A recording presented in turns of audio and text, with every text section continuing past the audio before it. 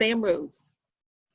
Marla, thank you very, very much, and welcome everybody to PIDC's, as Marla said, about our 5th webinar in the COVID environment. This one on your emotional well-being in the COVID-19 environment. And I think for those of you who don't know PIDC, we are the city's economic development organization. We're a 60-plus-year-old partnership between the City of Philadelphia and the Chamber of Commerce. So we're literally a public-private partnership that's been serving Philadelphia's business community for all of that time with both an array of financing, flexible financing, and real estate tools. In this current environment, it's really expanded and underscored what PIDC, what our relationship is with the business community. And we found that we work very hard to be a trusted advisor to the city's business community. And we found through a series of webinars that we've had that as much as connecting people with the financial tools that they need to try to survive this storm, we found that there's also been an incredible amount of stress within the business community. And that ranges from sole proprietors to small businesses who are dealing with financial stress, are dealing with HR stress, dealing with employees who may be longtime family and friends and having to consider things like furloughs and layoffs and so on, working at home. And in many cases, and certainly I've seen this with my colleagues, young families, it's incredibly challenging to work at home when you have a child pulling at your shirt. We just appreciate very much what you're going through. And so we've wanted to put this webinar together to focus specifically on emotional health and well-being. As both Jasmine and Marla mentioned, I would say that we have, given all of the volume of inquiry that we've faced over the past 5 weeks or so, we have put together a link on our website, pidcphila.com/COVID-19, where we've tried to pull together all of the different resources, both financial and otherwise. So please do check into that.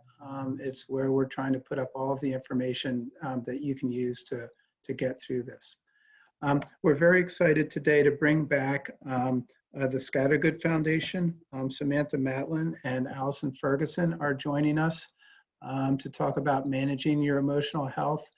And they have teamed up with Anna Greenwald from On the Goga to talk about stress and connection, which is, hi Anna, which is a particular challenge, obviously, when we're working from home and being told to isolate. We're pretty excited about the 2 of these premier organizations in Philadelphia teaming up. And with no further ado, I want to turn it over to, I think Samantha will start from the Scattergood Foundation. They'll work through their presentation, and then I think we'll have a little period of time for Q&A with them before then moving on to Anna and On the Goga. Thanks, and Samantha, take it away. All right, thank you so much, Sam. Thanks so much for having me. I think when you need to stop sharing your screen or make me a co-host, so then I'll share mine. And then Joe will be joining us in just a little bit. So I'm so happy that you all are here and interested in discussing this today and learning from each other. So as Sam said, I am with the Scattergood Foundation. I am a clinical community psychologist by training. That's not my role within the foundation, but really grateful to be able to have some time to talk about how we manage our emotional health during all of this. I am one of those people with young kids. So if there is screaming in the background, they're having a Lego Masters reenactment at home. So hopefully they'll stay quiet and engage there. So what Scattergood really aims to do is that we are a philanthropic organization, and we're really trying to always work to transform how mental health is viewed and really innovate around practices. And within that, we feel like we need to disrupt the way the current things are done in order to imagine and create a better future. So I'm going to talk briefly just about stress and coping, and then talk about some ways that we may be able to cope within that, within this environment, and then we'll hear from some questions. So the main thing around stress and coping is that everyone really does react differently to stress. And so there's not one uniform way in which you see people react to stress, and you might recognize that in your own relationships. I know for me, my husband kind of goes into a little bit of a coma, like Ferris Bueller's friend, when there's a major stressor, before he can react, where I immediately go into problem solving before really processing the incident. And some people may have stronger reactions than others. So you might see some people where it just kind of rolls off of them, and then other people feel really emotionally sensitive or reactive to the situation. None of this is good or bad. It's just how we all experience stress in our lives. So some of the ways that this can look with people is some of it can be cognitive. It can be fears and worries about people's own health or the health of loved ones. It can be changes in sleep or eating patterns. It can be difficulty concentrating and having trouble kind of finishing tasks.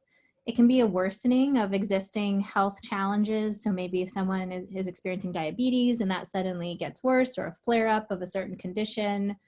And some people, it can be an increased use of alcohol, tobacco, or other drugs. So stress really is experienced on a continuum. And if we think about it, that we all experience positive stress in our lives. So for those of you who have planned a wedding, I know for myself, that was a positive stress. I was in graduate school. I was trying to finish my dissertation, planning a wedding from across the country. I was very excited to get married, but there was a lot of stress involved in that, and dealing with in-laws and all of the things that come with planning a wedding. But that was a positive stress, right? It happened. It was a great day. And, all of that stress kind of feels worth it in that moment. Then there's the tolerable stress in our life. Maybe that's a flat tire. Maybe that's running late to work, a train doesn't come. Maybe that's our kid doing something that we wish they hadn't done and made a better choice. But we kind of use our own coping skills and rely on our social support network to get through it. And then there's something called toxic stress. And toxic stress is the kind of stress that kind of overwhelms our ability to cope in that moment or period of time. So that could be an unexpected death of a loved one. It could be the experience of abuse, either as a child or an adult. So this is the kind of stress that can be an in-the-moment stress, like experiencing a natural disaster, or it can be something that's kind of a continuous chronic stressor, maybe being exposed to a lot of community violence or extreme types of poverty. And this stress is the kind of stress that really wears on our bodies as well as our mind. So it can create kind of this heavy allostatic load in our bodies, making us susceptible to physical health problems, even like heart disease, in addition to behavioral health issues. So what we want to do is that, of course, we want to experience as many positive stressors in our lives, having babies, getting married, sending a kid off to college. These are all things that we want to experience and tackle. We want to rely on our support systems to make things tolerable stress as much as we can. And then we really want to avoid or manage the toxic stress. And the most important thing with all these stressors is to really seek support and not try to kind of push it away or ignore it. So for some of you, you may be familiar with or maybe even experience cognitive behavioral therapy. And cognitive behavioral therapy is really the gold standard for most psychological conditions, and not just for depression, but also for anxiety. And I'll teach all of cognitive behavioral therapy in about 2 minutes. So for those of you who feel like you need to go to graduate school, you can skip it. So cognitive behavioral therapy is all about how our thoughts, how have experiences on our emotions. So we can all experience the same kind of behavior or situation, but depending on what we think about it, that's really what's going to shape our mood. So the classic example of this is it's raining. So it's raining, you see that rain, you're about to step out your door, and your thought is, oh, of course it's raining. I don't have my umbrella, I'm wearing the wrong shoes, I have an important meeting today, and you end up feeling negative. You're in a bad mood, you feel down. Or you can open that door, you can see the rain, and you say, man, when it rains, it reminds me of when I was a kid and I used to love jumping in puddles, or I love jumping in puddles with my kids or my grandkids, or oh, my kids are gonna be so excited when they see this. Or you think about, how great it is, you'll be able to get home and get in bed and turn on Netflix. And then you feel happier. You feel this sense of euphoria. So same event, different thoughts lead to different emotions.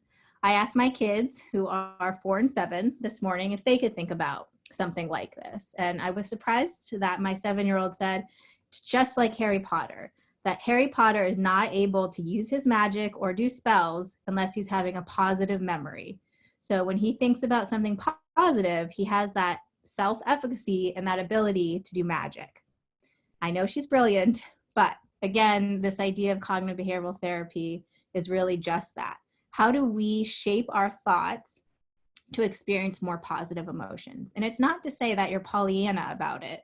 You might be wearing the wrong shoes, you might not have an umbrella, but what can you take from it that can be more positive? And what we find is for people who experience depression or anxiety is they tend to constantly have that negative kind of ticker tape. So what cognitive behavioral therapy really is doing is kind of exercises for your brain so that you start being able to see that pattern. So your immediate thought might be, yep, did it again, didn't have that umbrella. And you catch yourself and you say, okay, how am I going to substitute that or counter that with a more positive thought? How am I going to be Harry Potter, think of a positive memory and kind of move forward? And so there are resources out there now with more self-help types of CBT. And this has been found to be as effective as going and meeting with a therapist for mild to moderate depression and anxiety. So some countries like the UK have primary care offices partner with online CBT. People go through these kind of virtual simulations and psychotherapy. But if you're having more moderate to severe experiences of symptoms, then you're really going to want to work with someone face-to-face or virtually in this moment. So we could see how in this extreme period of time, the way we're experiencing our thoughts right now really shape your behavior. So if you think about this, for me, although it's incredible, when I think about how stressful it is to have 2 kids at home that are little, that need a lot of attention, sometimes I'm like, oh, I can't do this. Allie can attest to this in the beginning. I was like, I cannot do this. I cannot do this for months on an end. They have to be outside. They don't have sustained attention. And then other days I've been thinking, wow, I've never in my life been able to spend so much time with my kids. They're usually away from me all day. And it's really nice to have this time together. So I'm going to talk about some ways in which the question around a CBT resource, the one that I'm most familiar with is called Beating the Blues. And I know I've done that one, and I know they've partnered with some physical health providers like Health Partners Insurance. So we can look up some additional resources, but that's one that I'm aware of. So let's think about some ways in which we can help people deal with this experience we're all going through right now. Well, one is that as tempting as it is, we want to limit our time on social media. There's research finding that it may actually escalate anxiety more than traditional media. And there's something about it, the way we interpret it and believe it can be stronger than traditional media. But overall, we want to limit media, both social media and media. We also know that trustworthy information sinks in. So if you really believe that messenger, that's going to really be internalized into your belief system. It's really a lack of control that fuels stress and anxiety. So feeling like having thoughts like, wow, there's nothing I can do about this. This is going to keep going forever. Those are all the things that can really make us feel like we're not agents in our own lives, and that can fuel a lot of stress and anxiety. And as I said earlier, you want to make sure to really manage your stress as soon as possible. That can really prevent these kind of longer term troubles from happening.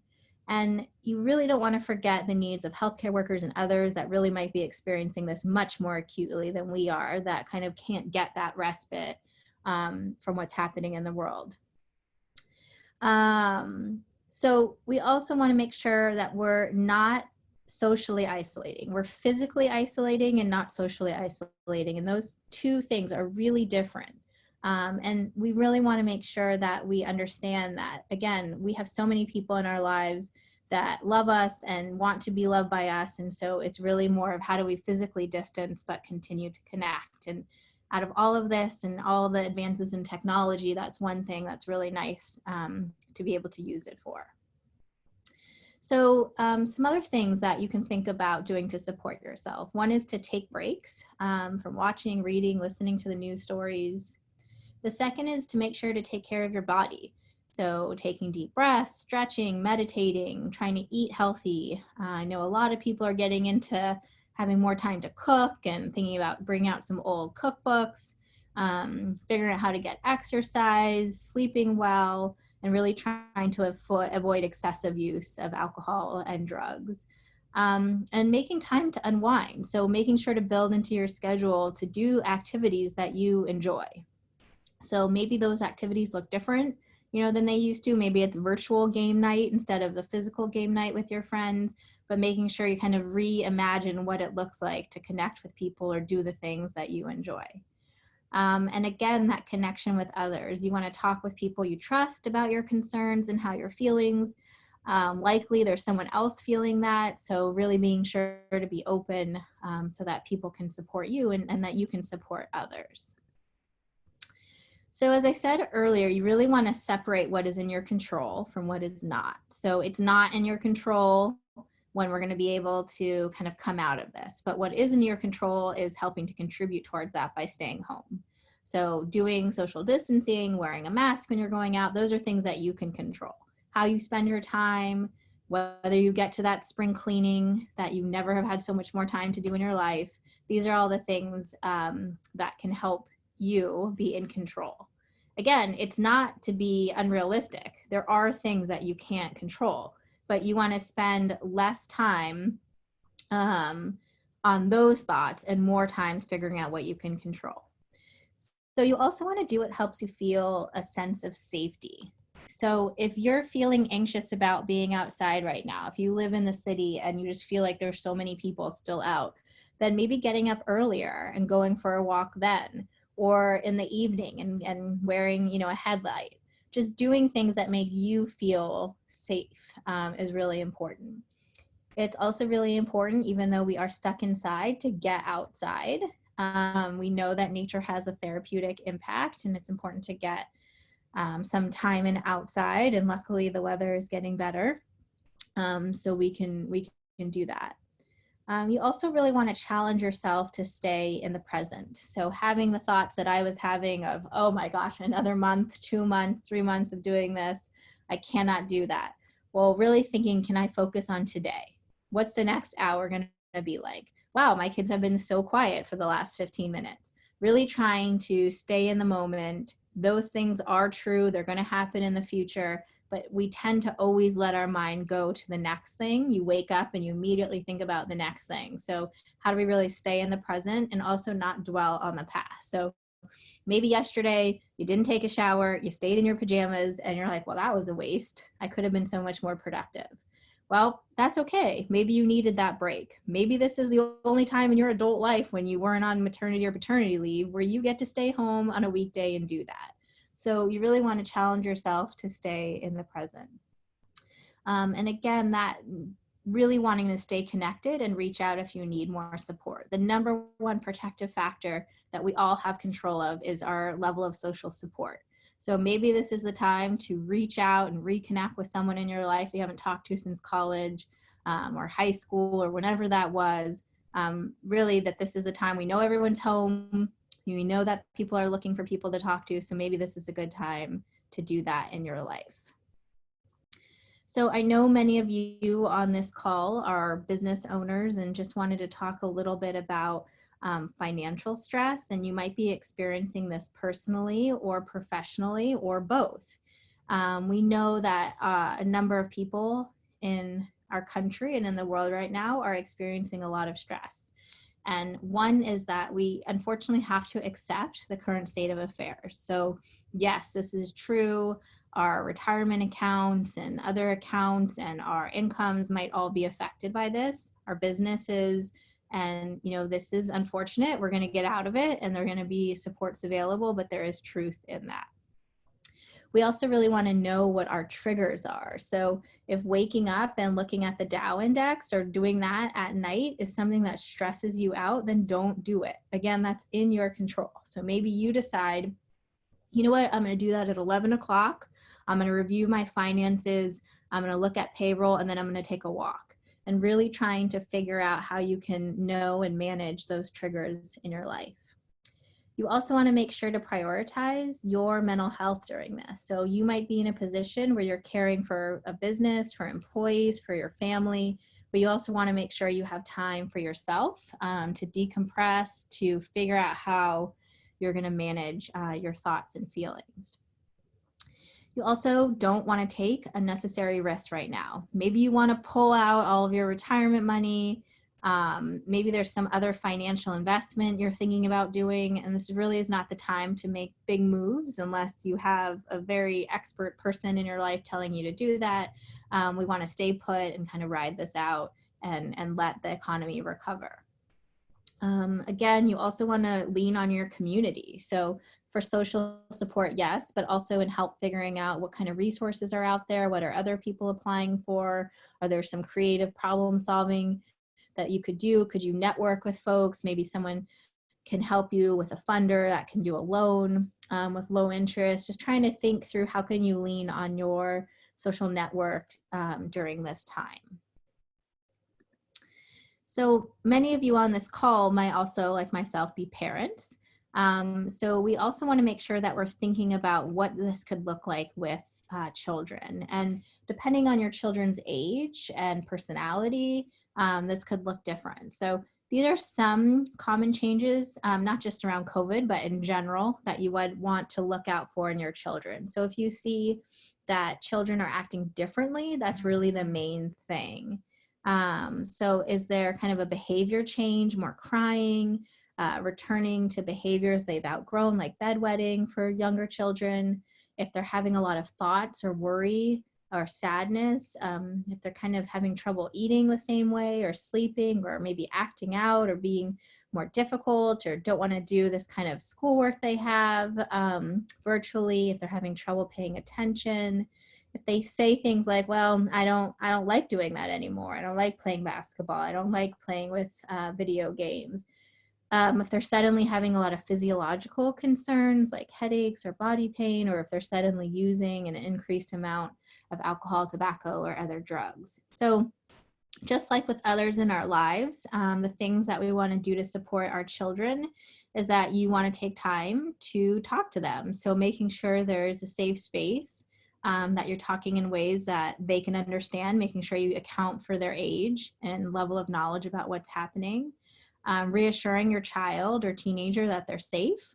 It's okay to be upset, but really wanting to make sure you share with them and share with them how you deal with your own stress. So as parents and caregivers, we are the number one role model for our children. So we really want to make sure that we are modeling behaviors, but also communicating those things to them because they may not realize all the ways in which you cope.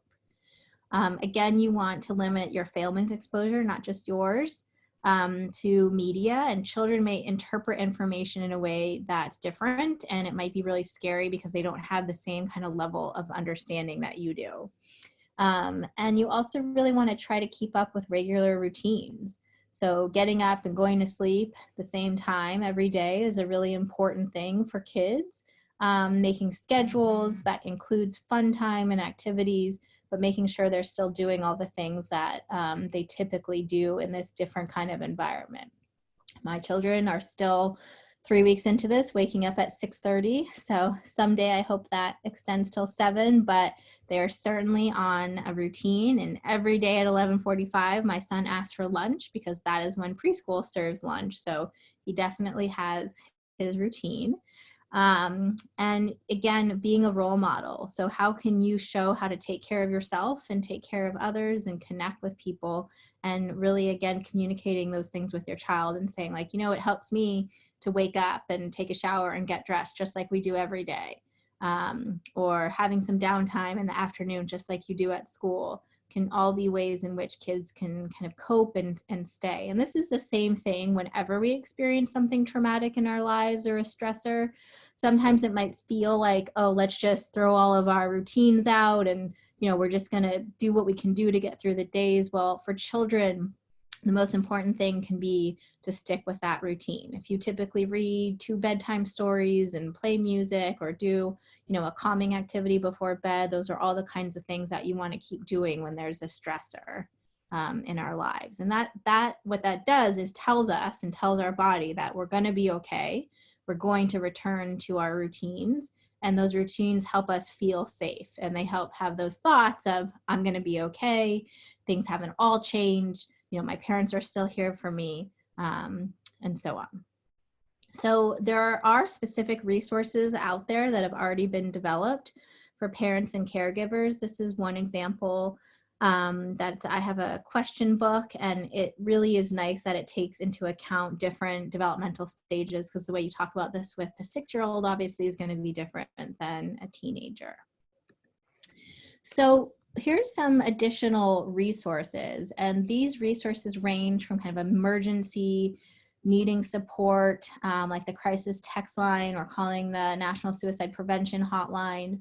Also, we know that there is more, unfortunately, incidents of intimate partner violence and childhood abuse. And so making sure if you or someone in your life might need those kind of resources, that they have safety plans, that they know how to access support during this time. And that's something with less surveillance, that we know that children are at particular risk. The Centers for Disease Control are also posting a lot of resources on kind of managing stress and anxiety. And the National Association of School Psychologists also has put out some nice resources on helping children cope with changes. There are a lot of other resources out there. Allie, thank you for sending some of the resources that exist. And your health insurance might also cover virtual, psychotherapy. So if that's something you're interested in, you can certainly talk to your health insurance carrier to see what you're covered by, and you can talk to your primary care provider. A lot of therapists right now are obviously doing telework, and so it might be a really nice opportunity to do that if you're thinking about engaging with it. And again, it's nothing to say there's something significantly wrong with you. It's an additional support source. It's a relationship where you don't have to be the caretaker, where someone can really support you during this stressful time. So with that, I think we're gonna open it back up to questions. And I think Quinn's putting up a different screen for that. And I think people have the option to submit a chat question or raise their hand and then ask that way.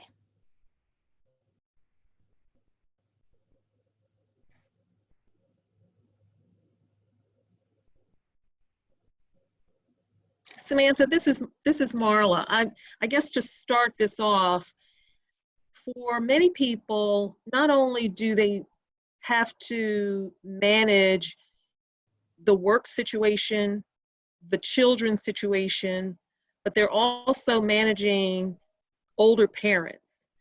Yeah. So can you address it's like the trifecta of stress? It's work, yeah. It's children, it's parents. How can you address that? Yeah, so, a lot of us are in that kind of sandwich position where you're both carrying up and carrying down. And that's really hard right now, particularly because you for elders in your lives, you're not wanting to expose them to increased risk. So you want to do similar things for them, really, that you would do for children, but of course, taking into consideration their age and development. So I know for my family, my grandmother's 96, almost 97. So we taught her how to use Zoom. So we've been doing Zoom family calls, really staying connected with her. She is feeling very isolated. She's very extroverted. And they're not allowed in the place she lives to have meals together. They've been told not to go outside. And so I think that that's been really challenging for her. And the other thing we've talked about is they've been doing these kind of like phone trees in her building, which have been negative in some days because they're guessing who they think got sick and who's not there. But we've asked them to try to be more positive and, talk to each other about what they're reading, what they're watching on TV. So it is stressful. I think there's also a lot of fear with particularly at-risk populations. So, I think all of that is to say also to take care of yourself, being in that position of taking care of 2 generations of loved ones. There's a lot of opportunity to forget about yourself. And so you want to make sure that you're really thinking through how you're going to take care of yourself and other people in that.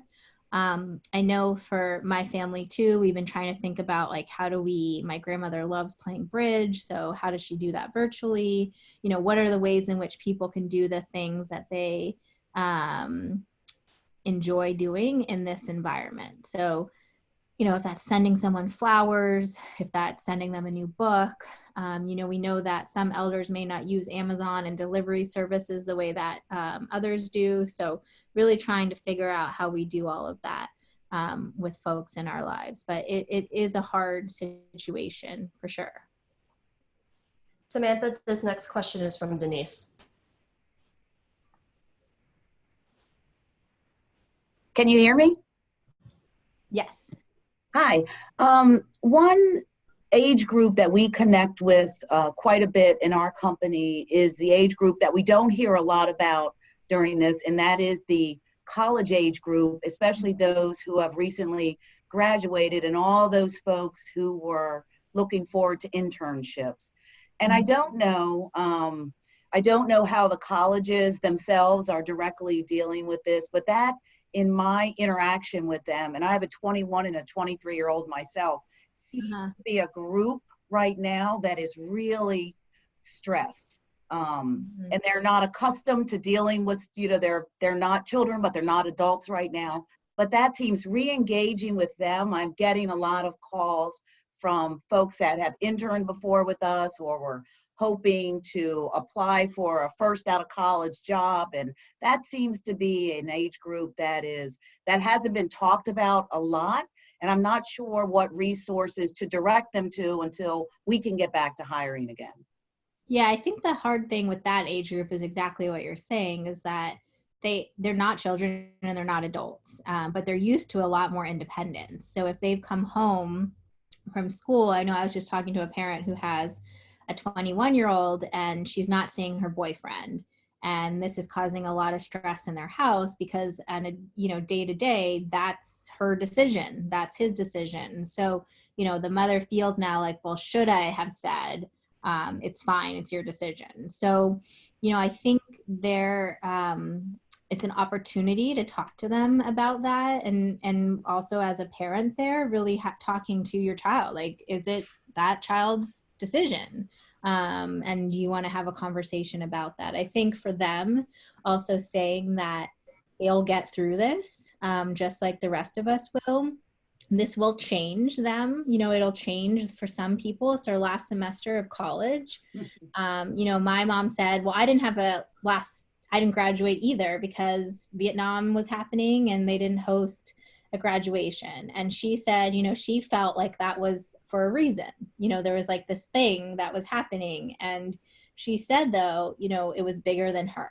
And for some, young adults, they might be thinking that too, like this is bigger than them. But I would also say, like, how can we implore like our young adults to be creative? So people are having like virtual proms and, all these different ideas of how to celebrate with the people in their lives. And if anyone's equipped with the kind of use of technology, it's them, right? Like they're coming up with all kinds of ideas. I know I teach, and my students got a group of girlfriends together, and they all went through all of their exes and decided to kind of Google them together and figure out what happened in their lives, and spent this whole kind of night of it. So, you know, I think trying to think about the ways that we engage and enjoy doing the things that we do. How do we celebrate from afar? Do we have a virtual kind of celebratory dinner for our graduates if they're missing out on placements? I know there's been some calls for some virtual assistance. So really trying to think about, but also reminding people, as my grandmother told me the other day, like, well, we survived through the Great Depression with no heat in New York and no refrigeration. And, you know, this is going to be another one of those things that we will get through, you know, together. But it is hard. I know for some young adults who stayed in their college campus areas, that can be really isolating. So also making sure that people are staying connected, even if they're physically separate. And Allie put up another resource with Active Minds to look out for. Yeah, and we're trying to figure out how to engage them as interns virtually. The intern market in Philadelphia was pretty big for our company, but Yeah. we missed the period where, you know, you would have brought them on. So we're trying to figure out how do we re-engage with that community now, even on a virtual level, to try to, you know, not only take advantage of the talent that's out there right now, but we know there's a big need in that community. Yeah. This next one is from Lori.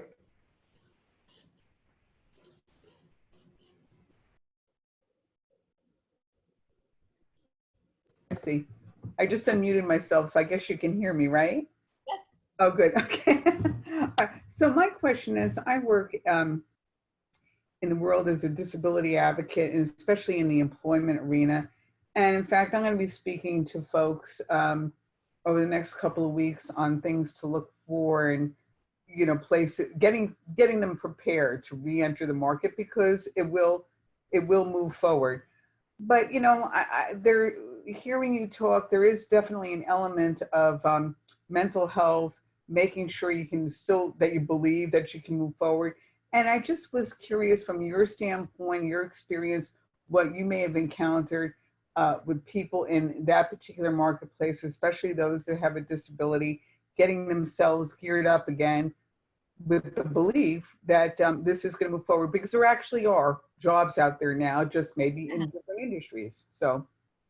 Yeah, I mean, I think that there's all these different kind of populations and subpopulations that are going to be impacted differently about this. So, you know, individuals with disabilities are all different. So I think in general, it's kind of understanding where they're coming from with this. And we will recover. You know, we already know that that's going to happen. We're having great strides in science around this and flattening the curve. And so I think for that group, just like with young adults, it's how do we prepare, right? Like, is this the time to do an online class? I know some people are taking a data science class, or, you know, is there some skill that can be honed during this time? So there's so many opportunities for virtual learning, learning a language, working on a resume, writing something. So I think it's probably talking to that person about, like, what are some of the things in which that will help them prepare. And depending on their field, like, that could recover really quickly, right? Like, we know that there's certain jobs right now at supermarkets and deliveries that need jobs immediately. So maybe it's also spending some time thinking about what are some other ways to broaden the way in which their skills could be used. But I think we also, you know, we always have to take into consideration people's individual circumstances and abilities and interests. So really having, you know, that conversation with them. So I think something that I've been doing too with my students is talking to them about what would they do if they could do anything right now? Like, where would they go? What would they want to be doing? And again, this is also helping us imagine a time where we're not going to be like this. And, you know, it's really thinking about, like, Yeah, it's been 3 weeks. It's been a long 3 weeks, but in the course of our lives, like it will recover. And so I think having those conversations too around the kind of positive pieces of it, and I think also then helping individuals with disabilities and others connect with their peers. So maybe there's some ideas from their peers about what they could be doing during this time. This next one is from Rosalind. Hello, it's Rosalind or Roz, and I'm curious. A little while ago, well, I have two questions. A little while ago, you said you referred to taking care of yourself, but I'd like to know exactly what that means. And I'm one of those folks who is taking care of an elder, so that's you have to treat that very differently from the way you might address dealing with a child, Yep. because it's not the same thing at all. And then my other question is that this is a very complex situation. So when it comes to really balancing, that I'm accustomed to being out in the world in a very dynamic way, interacting with lots of people, and how one takes care of self when you're having to manage how you deal as a business owner out in the world, and what it's like to be sequestered away in the house where your interactions are very limited. So I was just hoping we could take your suggestions to a higher level. Yeah. Yeah. Well, obviously it's a lot, and it is a hard time, and it's not the same. So I think in terms of taking, care of elders and time for yourself, it's figuring out what are the ways in which you need to be able to do that. So if that's having an hour, to yourself in the morning to meditate or take a walk or eat a good breakfast or read the newspaper, do a crossword puzzle, knit, like doing the things that you can do for yourself. And so that for each person, looks different, unless maybe you want to try a new hobby during this time. But really being able to take care of yourself means to figure that out, like what are the things in your life that you enjoy? And for you, that might just be taking a great shower or lighting a candle. I know my kids have decided this is a great time in life to take a bath and watch a show and light a candle. And although my 7-year-old has such a stressful life that needs to do that, I think just thinking about how we engage in self-care. It might also be connecting with someone else in your position, like this is hard. It's really hard. I think, for my mom, she chose not to see her grandchildren so that she could keep seeing her mother. So that's been a really hard choice for her. This is the longest she has not seen them. So we do like daily FaceTime with her, and the kids read to her and she reads to them. And so figuring out how to make this work within that environment. And, there's not like one universal way, because people are all different in terms of what brings us joy. But I think that kind of dynamic interaction you're talking about, like that might be, needing to be done virtually. So is it Zoom game night? Is it Zoom all watching a show? My class, we all submitted prom pictures of ourselves. So we've been laughing about those, just trying to figure out like, what are the ways to be dynamic? Maybe you can go for a walk, but be on a headset with your friend that you usually walk with so you can talk to. So, just thinking about like, what are some of the ways we can utilize technology to engage in this. And I know for me throughout this, humor is, helpful. So, I've been cooped up. I had a self-quarantine for 14 days. I am someone that hates being by myself and hates resting. So, my husband has, made all kinds of jokes about this and found the kind of worst shows that he could imagine that I'd like to watch for me. And so I think that's the kind of thing to figure out, like what's going to work for you, and recognizing that it's not easy and some moments and days are going to be harder than others?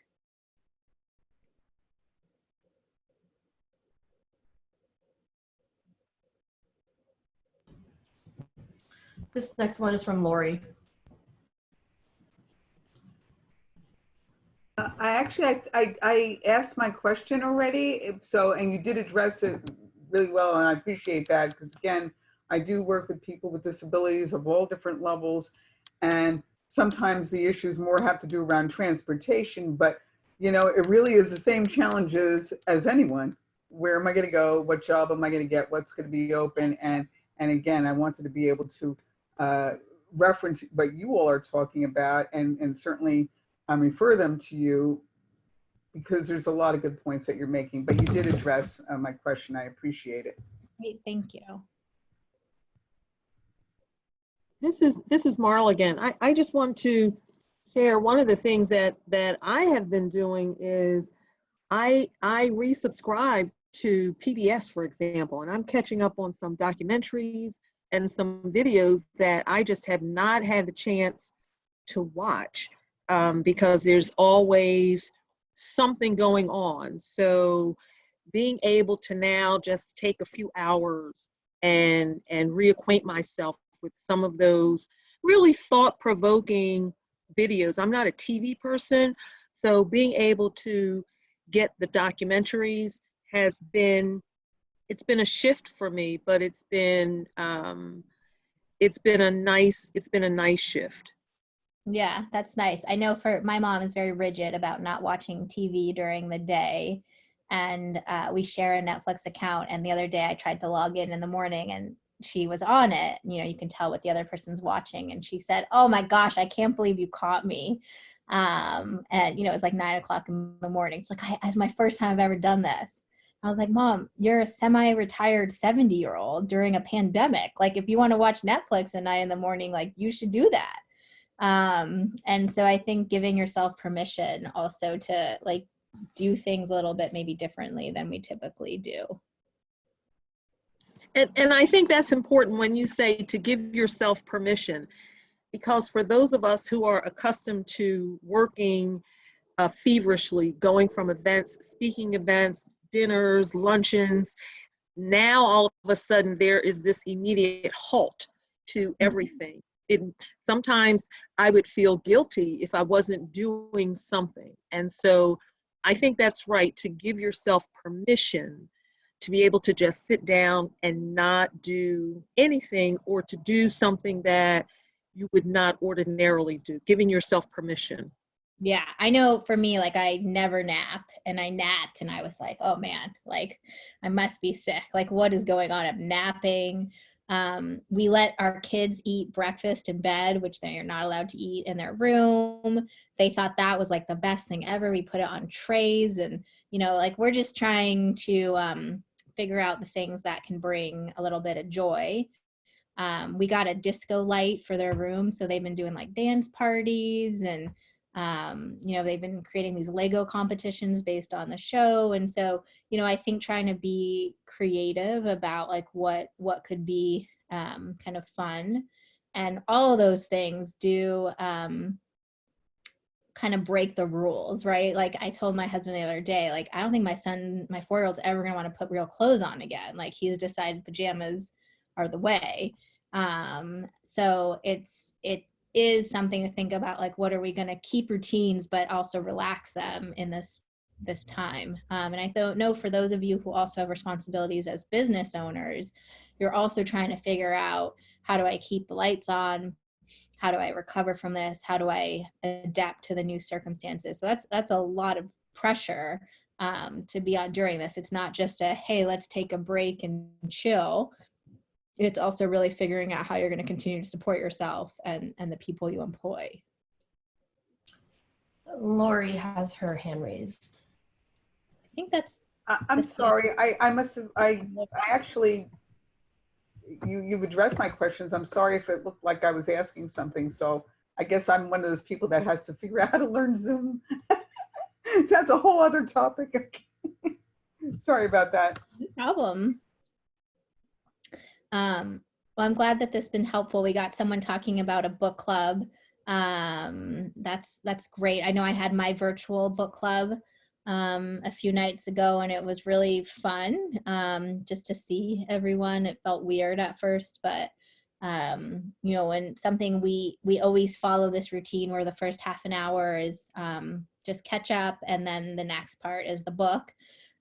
So we extended the kind of catch up because it felt like we had so many questions about how everyone was doing. And I think, you know, book clubs and getting together, my college girlfriends and I have started a weekly Zoom call, and we've talked more in the last few weeks than we have in years, which has been really refreshing. I think we just all feel this need to connect to the people that are really important to us. And that's been really nice. I hope some of these things actually stay, you know, like that would be amazing if we could keep up some of those things, because even doing like these Zoom calls with my grandmother, like we thought because she didn't have FaceTime, we kind of gave up on being able to do the video chat. And, you know, she's amazing that she's figured out how to use Zoom, and, you know, thinks it's hilarious. Like, she's like, I don't understand how any of this is happening, but I'll push the button you say to push. And, you know, she does it.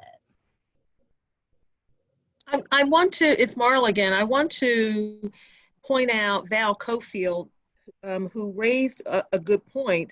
Those are, you know, there are providers, people talk about the healthcare workers who are on the front lines, and they're dealing with people where it's a priority. I mean, you want to keep people healthy, you want them to recover, but there's also an aspect about businesses. And so for providers like PIDC, like Val's, the organization she manages, we are dealing with businesses, and we're getting the phone calls, we're getting the emails. Companies are closing down, they are laying off, and the level of stress that is on the provider from getting all of these phone calls. So I can tell you, for the city of Philadelphia, for example, with the Commerce Department and PIDC managing the relief fund, you want to have enough funds that every business can get what they need, or from the state. You want the state to be able to have enough money to satisfy all the businesses, and there's never enough money to help. And so trying to decide from a very objective perspective which businesses are going to get the funds and which are not, it really puts stress on those providers. And that's a portion of this crisis that people don't recognize. And people thought when PIDC was closed that I was just home having a good time. And so to Val's point, we aren't giving ourselves, or we have to learn to give ourselves permission to take a break. I can tell you, PIDC, we easy are doing 12-hour days, maybe less hours on the weekend, but it's been nonstop since March 16th. Yeah, and I think for some professions, it's obvious they're strained right now, like healthcare professionals. But we also have teachers, school administrators are trying to figure out how to completely teach in a different environment. We have some businesses and some providers that are busier than ever. So I think taking stock of kind of understanding people's position and, you know, how this might be affecting them. We also had a question about, you know, what to do if you've been downsized. I think that's really hard. I mean, we know that unemployment rates are just increasingly skyrocketing. And so I think that's just part of this, is understanding, you know, people are going to be potentially laid off or furloughed. And I think thinking about that as, one, is it temporary? Is it a furlough? What can you do to manage finances? We have a lot of support right now, whether that's student loans, mortgage deferments, car deferments, all kinds of things right now. So if it's a 3-month furlough, can you get a 3-month deferment on your biggest expenses? You know, is it time to cut cable but keep streaming? Like, what are the things that we can do? Some people might be saving money right now by not going out to eat dinner. So really thinking about what are some of the things that you can do to cut expenses. if you have indeed been laid off, know that there are companies hiring right now. You may be underemployed for a little bit, like doing things like working, in more warehouses, light industrial, maybe a supermarket. But, if it's a matter of just getting through this, there will be a recovery period where there'll be a lot of rehiring. So I think, that's something that people can also think about. So, I know for my husband who's been furloughed, it's incredibly stressful. We're buying a home in 2 weeks. It's like we're selling a house in a time where we can't have anyone come look at it. It's really stressful. I never in a million years thought we could be in this situation. And so I have found that reaching out to student lenders, all these places right now, no one did anything wrong, right? Like, I think that's the main message. Like, he was furloughed because he works at a university. So, I think it's hard. He's like, I've never applied for unemployment. Well, yeah, most people right now are not in those positions where they've had to do that before. So really thinking through, like, what are your financial advisors who can help you through this? And, for a lot of, even like getting a 3-month mortgage deferment, it's just a phone call. So really understanding how that's going to impact you is important to look through. But I think also not blaming ourselves or blaming our loved ones. Nobody wants to be in this position. It's really tough. And I think the first couple weeks, people were just kind of in this like shock, but not really kind of letting it sink in. And I think now 3 to 4 weeks in, people are kind of trying to figure out, like, how do we recover? Like, what will this look like? Maybe we will come back in a different place and look different. And so trying to kind of give ourselves time to figure that out, like it's not just going to be a light switch that, even though those great TikTok videos of flipping the switch have come out, it's not going to just be that, right? We're going to have a period of re-engagement into this process and recovery. Great. So this is Marla again. I'm not sure if Sam is on, but we've run a little over on this portion, and we want everyone to get your coffee. We're going to move right into stress and connection with Anna Greenwald, and I think you'll get as much information from this section as you have from the previous one. So we're going to move right into part 2. So Anna, take it away. Awesome. Hi, everyone, and thank you for tuning in. I know that we've all got a ton going on. So I'm going to share my screen with you all now and put up our next part of the presentation. All right. So we've talked a lot about individual well-being, and Allie, thank you or Samantha and Allison, thank you so much for everything that you shared. I always love listening to you guys speak because you come at things from such a similar perspective that we do here, the practical perspective, understanding self-care. And I think that you hit a lot about personal well-being. And so I'm going to talk a little bit to the perspective from the employer perspective and the leadership perspective right now, because to a lot of what Samantha was saying, there's so much going on right now with us as individuals and as small business owners and people who own small businesses. Maybe you support a small business, maybe you were furloughed from a business, right? Anyone in the PIDC community can understand that the well-being of ourselves and the well-being of our teams and communities are so connected. And so we're gonna take the leadership approach for the next 30 minutes, gonna lead you through some basic practical tools and skills, and then leave plenty of time for interaction. So a little bit about us, just the background. I'm actually the founder of On the Goga, and we're an organizational well-being company here in Philadelphia. We're also a small business, like many of you. And we work with organizations to help with the entirety of their organizational well-being. So that looks like the well-being of employees, the well-being of leadership, and the well-being of systems. So PIDC is actually one of our most awesome and wonderful clients, and we've learned a lot from them about what community well-being really means. And why we're doing this, and Scattergood and PIDC and On the Go-Go all discuss this kind of leading up to this, is that right now it's just incredibly important to provide as many resources as possible. So as we've already discussed, and as Sam did such a great job of laying out, there are so many stressors that we're all handling in our life right now. And as we've heard from the chat and people's inputs already, those look different for everyone. And as individuals, they can feel debilitating. And as leaders and organizations, they can feel absolutely insurmountable at times. But the good news is that just like for ourselves as individuals, as Sam was saying, there are some simple cognitive tools and psychological frameworks that we can use as leaders and organizations that can help us to weather this storm. And so that's what we're going to be talking about today.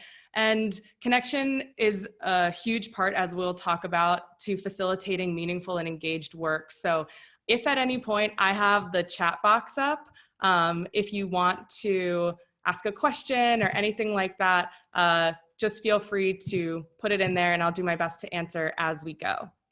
So really quick, let's just talk a little bit about the broader situation right here.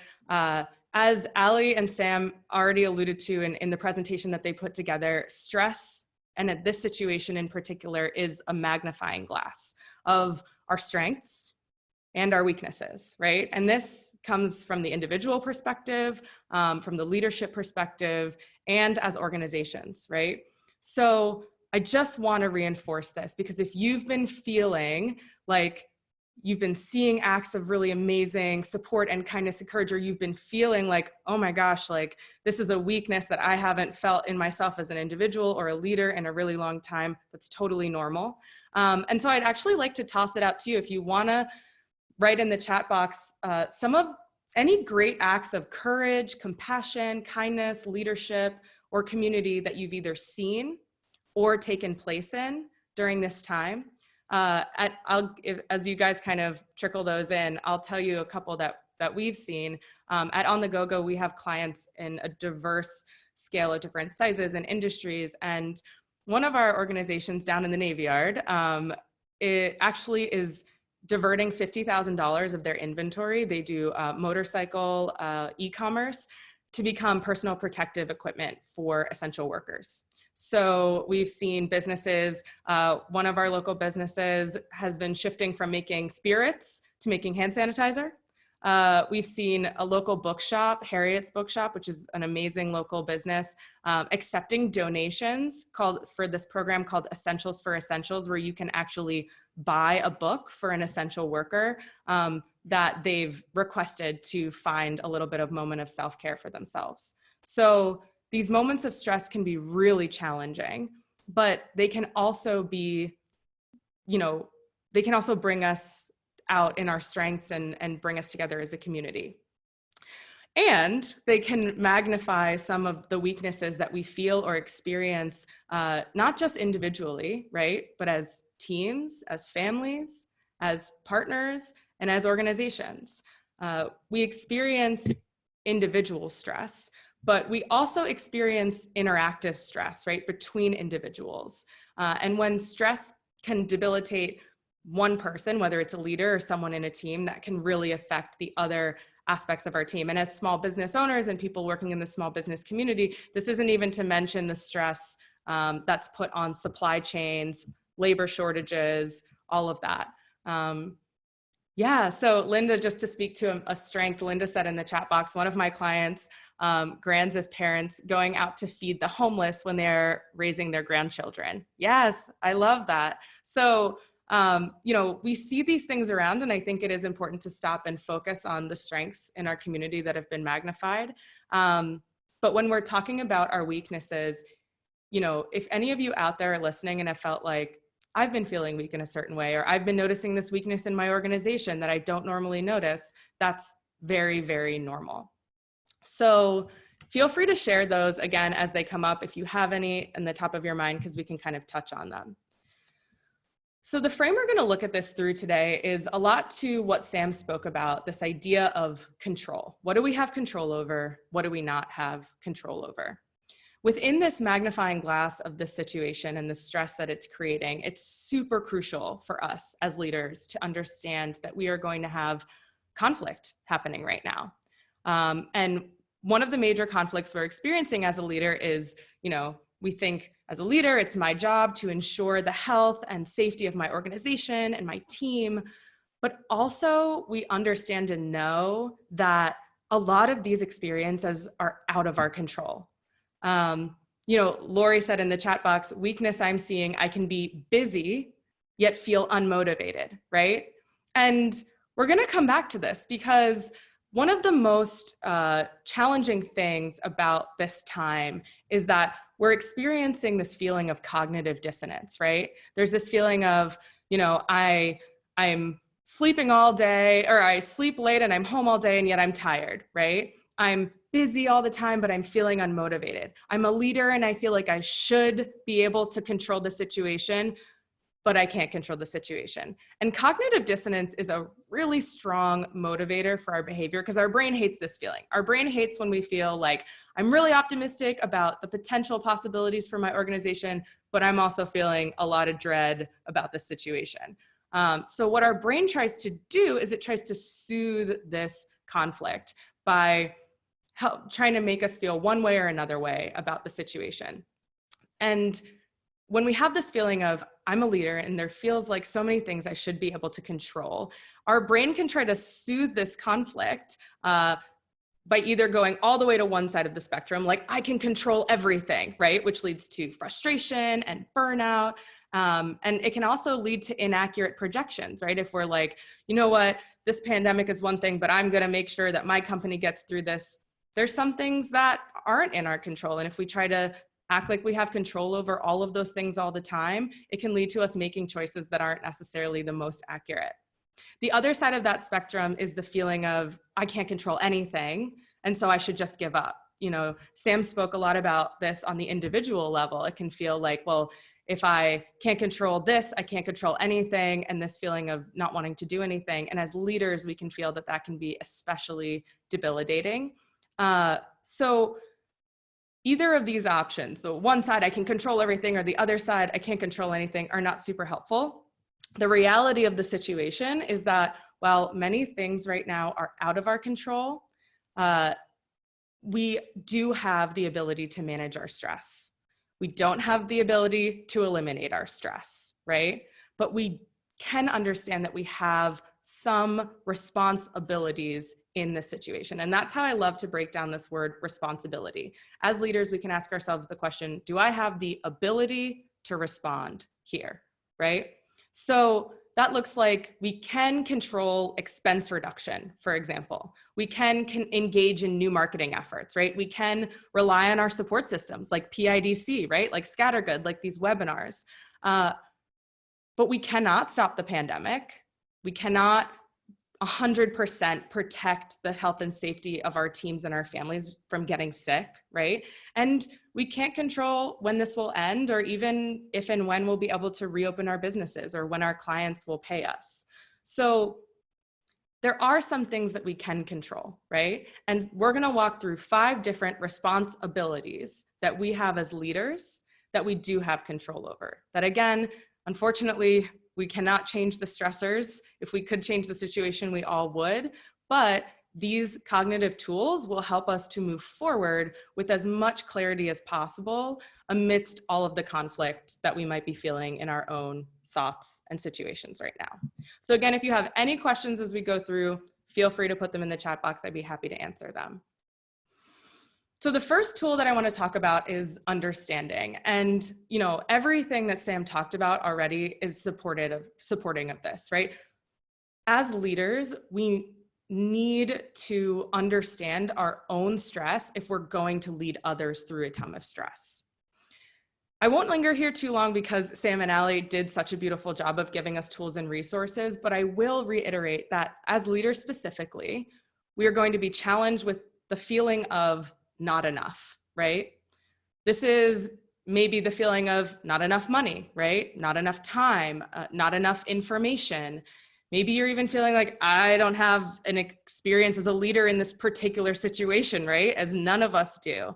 On some days, it might even feel like not enough strength, not enough energy.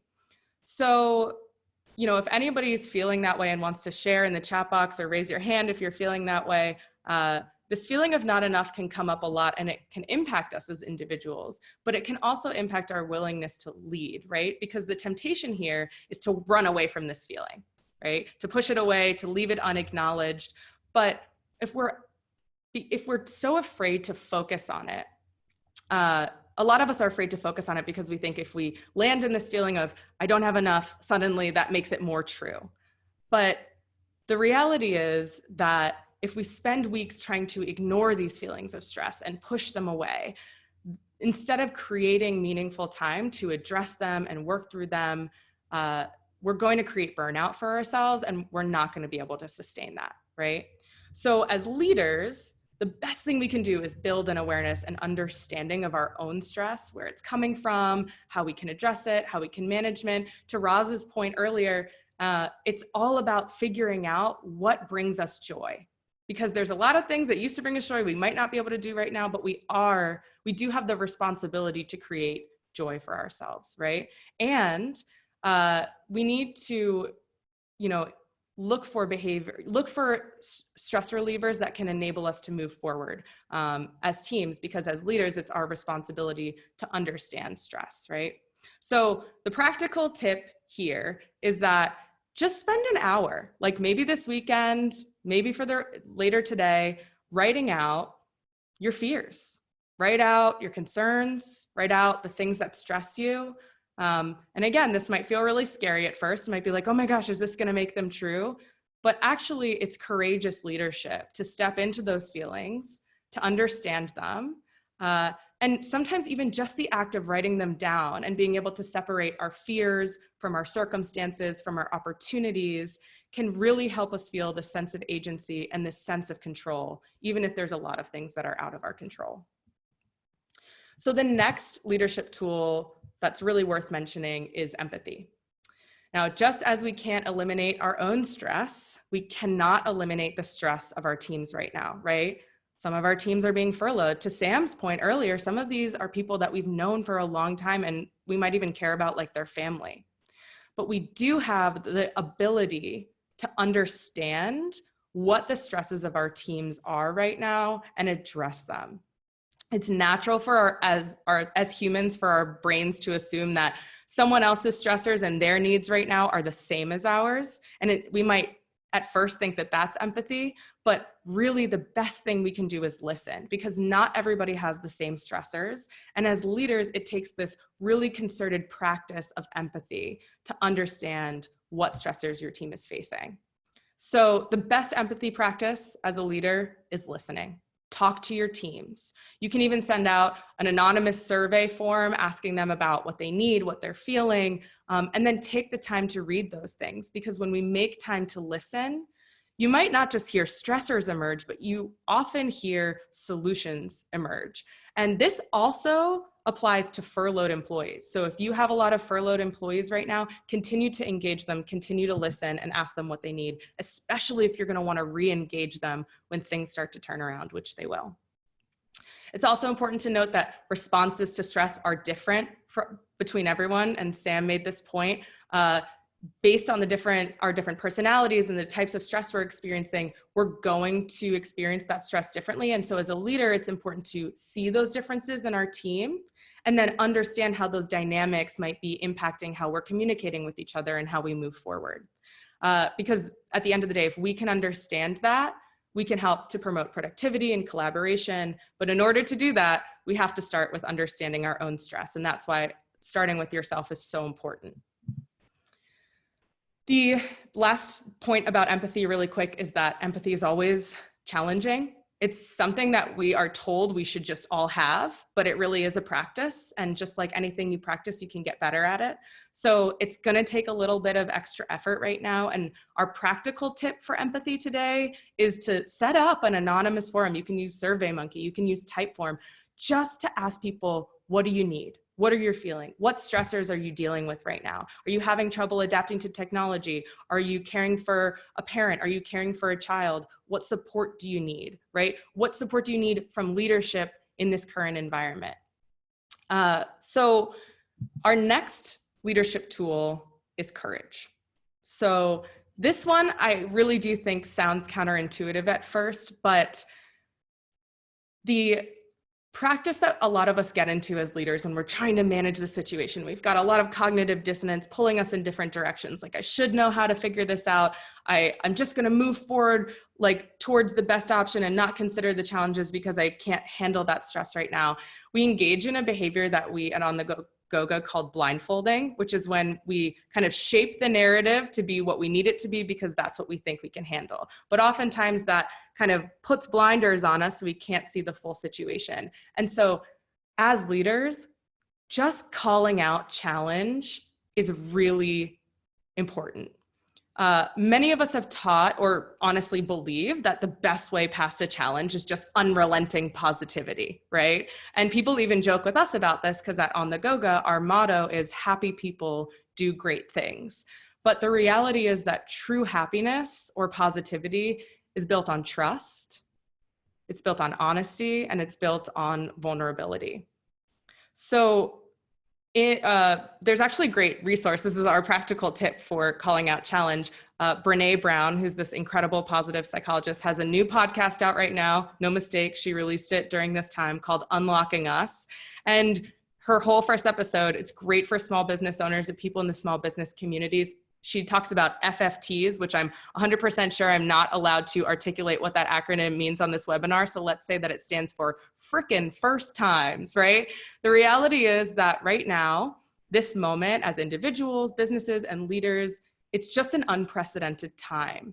And as humans, when we enter an unprecedented environment, we're beginners, right? So again, this might send those cognitive dissonance alarms ringing because we don't want to believe that we're beginners, right? Especially if we've run our businesses for decades or we've navigated through turbulent waters. But it's not only okay, but it's crucial in this moment to call out challenge, to call out the reality of the situation and allow ourselves to be beginners and know that that takes courage. That is the courage that we need to display as leaders.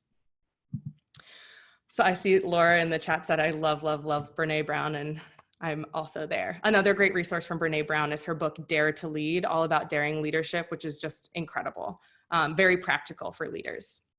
So the next one I want to touch on in terms of leadership tools is listening. And I know that we've talked about this a little bit, but listening is such an important tool for not only empathizing, but creating collaboration, innovation. It's one of the best tools that we can cultivate as leaders to ensure empathy and courage, right?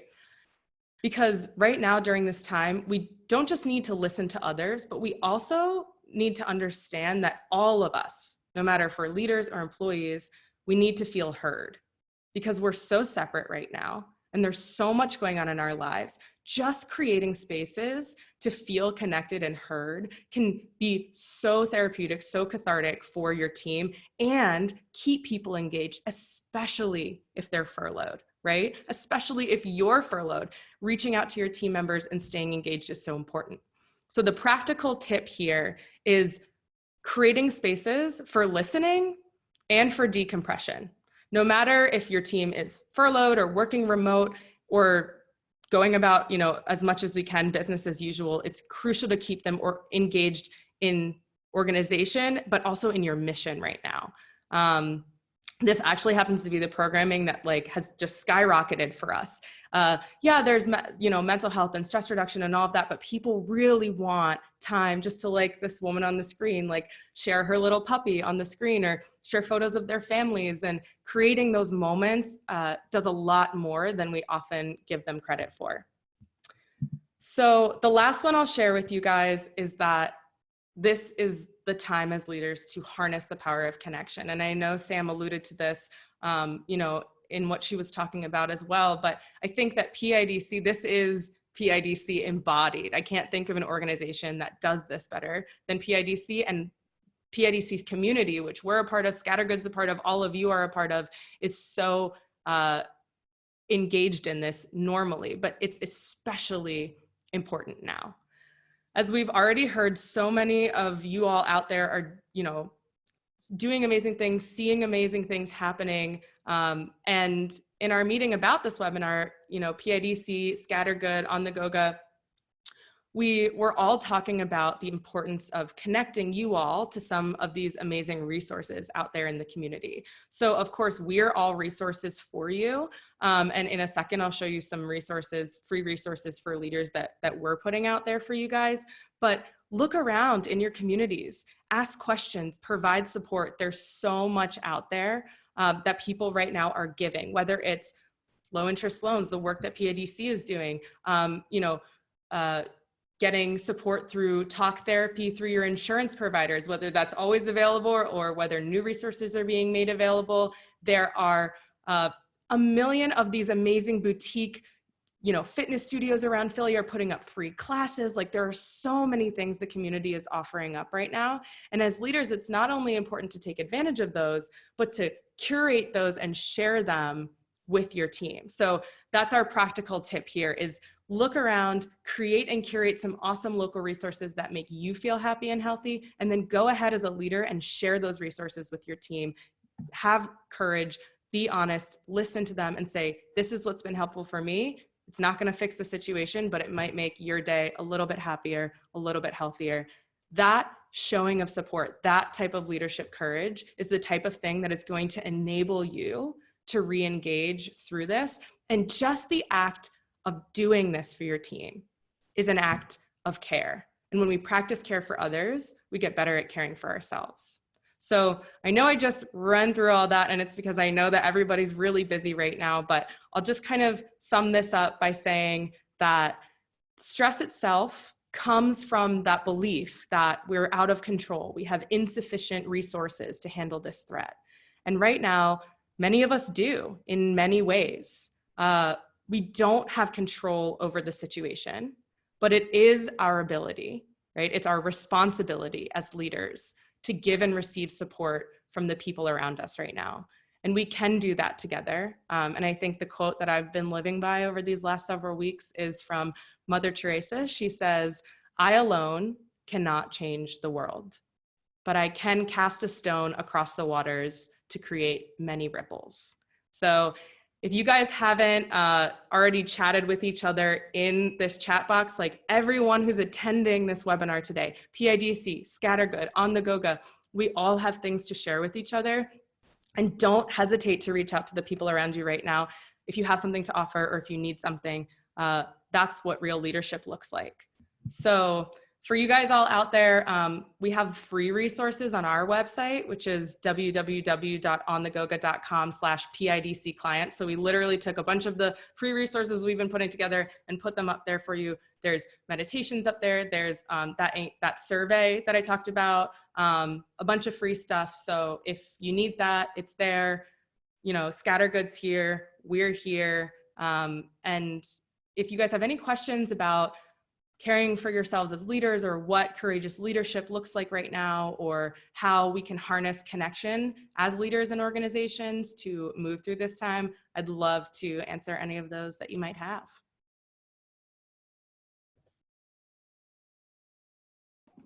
I do want to, this is Marla again, I want to go back to a question. Mr. Riley, if you're still on, his concern was that some organizations have used this time to reduce staff, and some of it has not been necessary, but it gave you the reason for someone you wanted to let go anyway. So how would a person who's been laid off and they think it is not necessarily due to the COVID-19 crises, but the organization used it as an opportunity? Yeah. Anna, how would you suggest a person deal with that?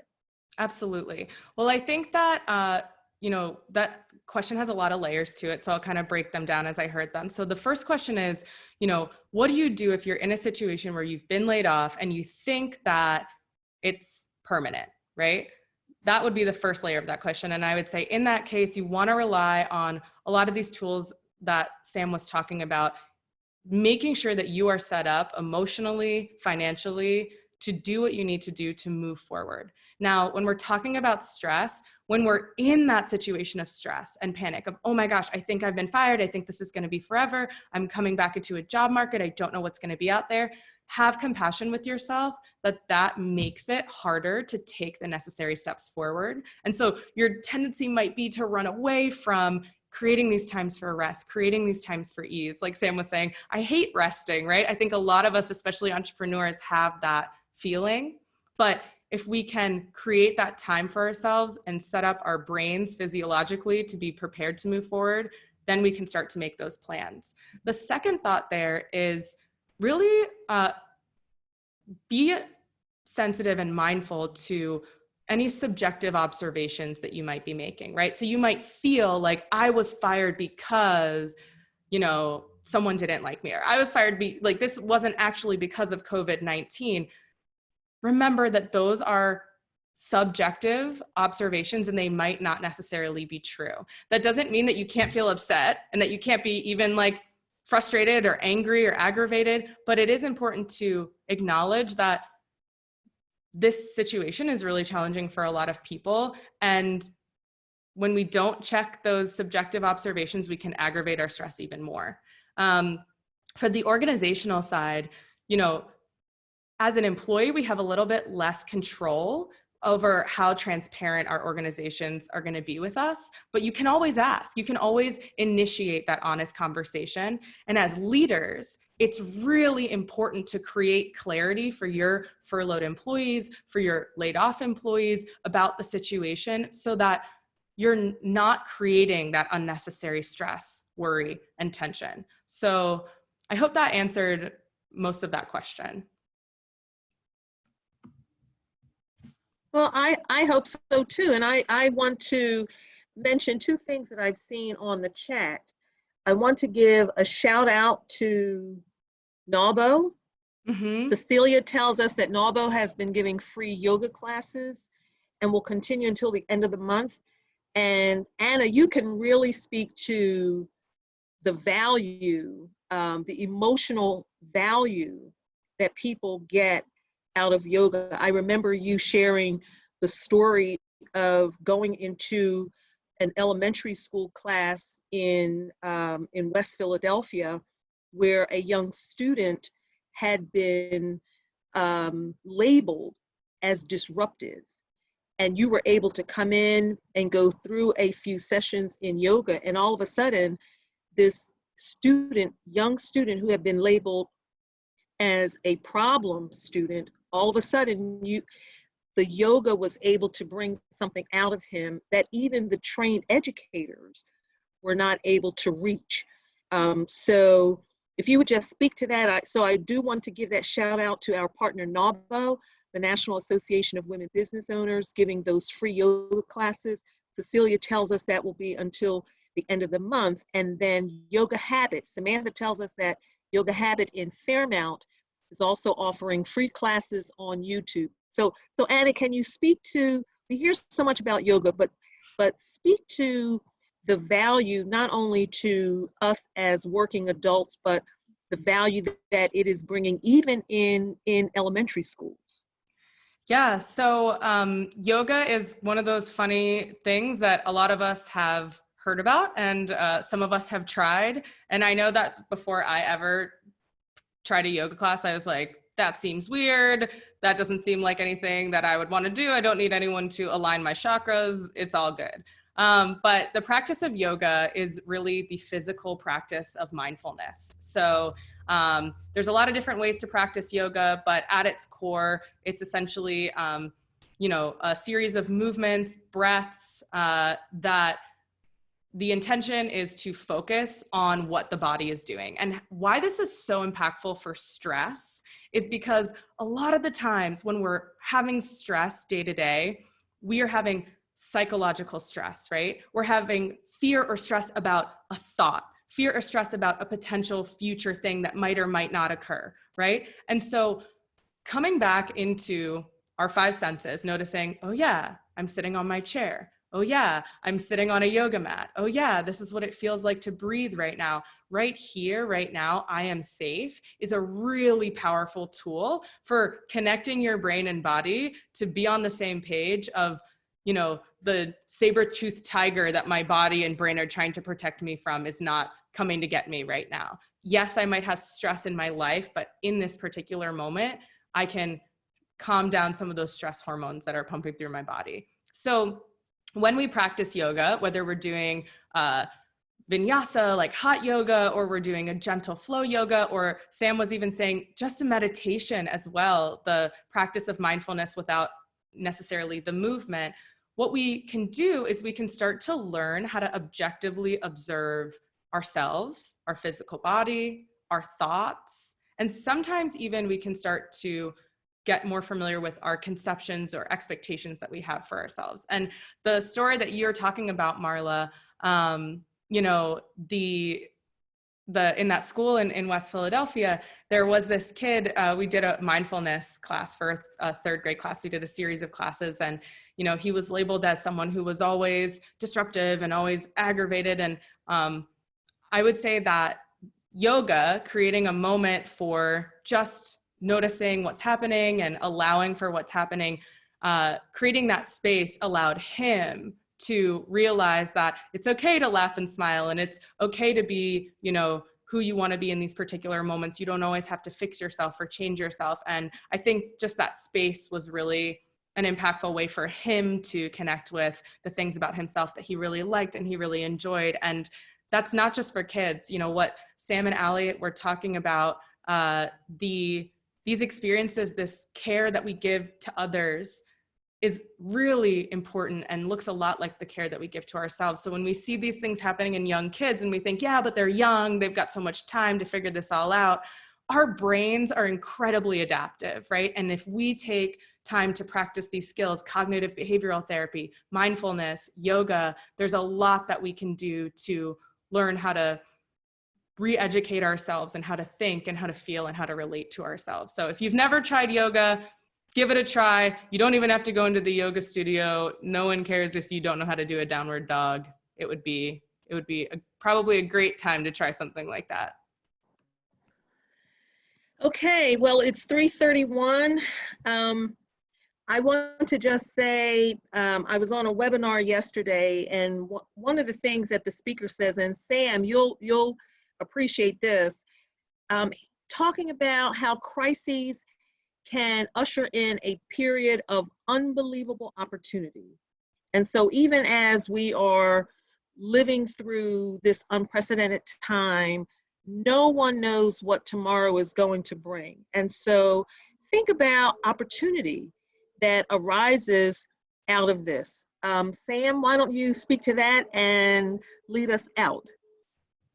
Marla, thank you very much. If you meant this, Sam.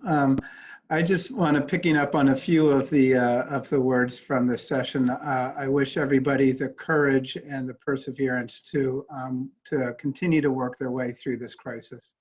Appreciate everything that you do on your own behalf, for your employees' behalf, and it's what makes this city a great city. So I appreciate very much that we're all in this together. And thanks again to Scattergood Foundation and On the Goga, to Samantha and to Anna.